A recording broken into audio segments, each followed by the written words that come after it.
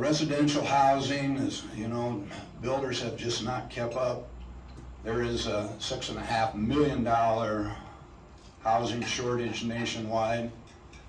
Council-Bluffs continues, I know there's some realtors here to struggle with having housing inventory and I did a little math the other day. They talk about affordable housing. The state of Iowa had changed their definition of affordable housing to $325,000 and below a home of that amount. There's no way in hell that's affordable. I did this at 7.6%. I was informed the other day that the rates are up to 8%. But on a $200,000 home at 7.6%, compared to 3%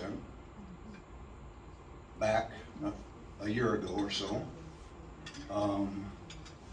your mortgage payment would increase 167.5%. It was about $1,200, and that's on a $200,000 home, resulting in additional interest payments that increase the amount of interest you pay over the term of a 30-year loan 3 times. At the old rate, you would have paid $103,500 in interest payments. At 7.6%, and again, I think it's 8% now, maybe, you pay $308,300 in interest payments over a 30-year mortgage. So that makes it difficult for people to get into homes. When the interest rates were coming down, they got equivalent to rental rates, and so people saw the opportunity to move into home ownership. Now that the interest rates, and out of rental property, we have a dearth of rental property as well, and so when the interest rates started going up and the cost of the house got higher, landlords mirrored that increase and increased rental rates. And so since 2000, Iowa is the 8th fastest growing rental increasing cost of rents, 8th in the nation. And since 2020, it's increased 22.4%. We don't have inventory. And Brandon Garrett went to a meeting, I think in Iowa City, and they were talking about homelessness, and the speaker's premise was one of the key contributors to homelessness is housing inventory and availability of housing. Typically, in his scenario, the speaker, there should be vacancy rates of about 8%.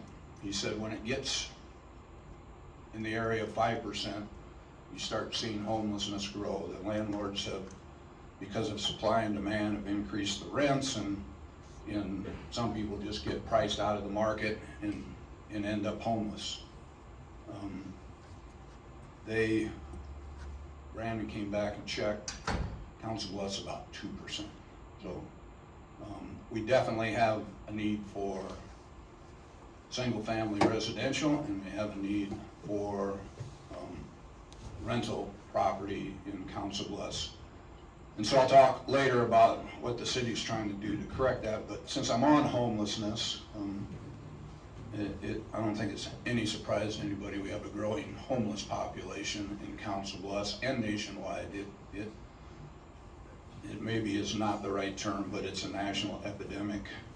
Our major municipalities went to Washington, D.C. In their retail areas, there are tents all along the front of shop windows. They're in their public parks. There is not 10 square feet of ground that's not occupied by a tent. For many years, I was the treasurer for MATCH, which is Metro Area Continuum of Care for the Homeless, and we get the HUD dollars that then get reallocated to the shelters. And so we would sit down with the shelter and they'd tell us what they wanted, what their plans were, and we'd help them with HUD dollars. And every year they said they were gonna end homelessness in 5 years, and it's not gotten better. It's probably gotten much worse.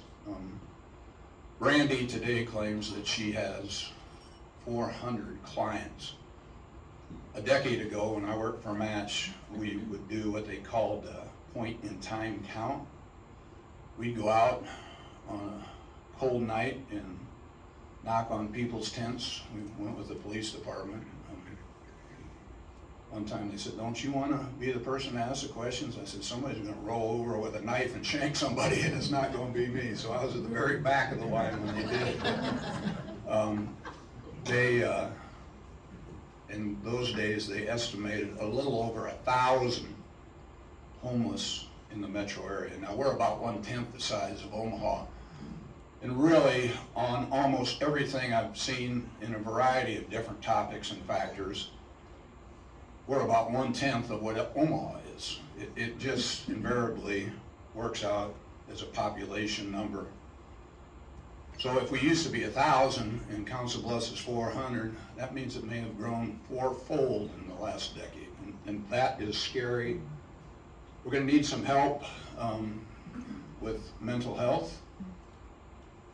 We're gonna need some help with addiction. And Tim's here and he knows more about it than I do. The city, or the state, got an opioid settlement that the county's gonna manage for us. And I know it's supposed to be related to opioids. I don't know if addiction is qualified, but we've somehow got to get our hands around it because people's lives are. I had a lady call this week and said that we towed her car. She parked her car and it got towed and was impounded at Arrow Towing. And I said, well, you know. She said, "You don't understand. It's my home. That's where I live." And so I called Brad. I was going to pay it off, but Allie and I tried to call her back, and her phone number is disconnected. But here's somebody that lives in a car with winter coming on, so not a good thing. The city got ARPA money about 4 years ago. Somebody asked me last night what we spent it on. Kim knows. I could come up with an ambulance, an air chiller that cost the city about $600,000 for an air conditioning unit. They're going to cut our general fund money. One of the things we did buy was about 90 acres down around the council-bluffs Country Club to put in affordable housing. We hope that by the city doing the infrastructure, we can take the profit out of the development of buildable lots and make those a little more affordable. When I was a banker, kind of the sweet spot was about $35,000 a lot. Nicer subdivision, you paid 40. Not so nice subdivision, you paid 28, but 35,000 was the sweet spot that people could afford to buy. And today, I think those lot prices can be anywhere from $70,000 to $100,000. And so you can't build much of a house to get in that $200,000 home, or if $325,000 is affordable, even a $325,000 home. So we've done some engineering studies, and the infrastructure costs are about $21 million.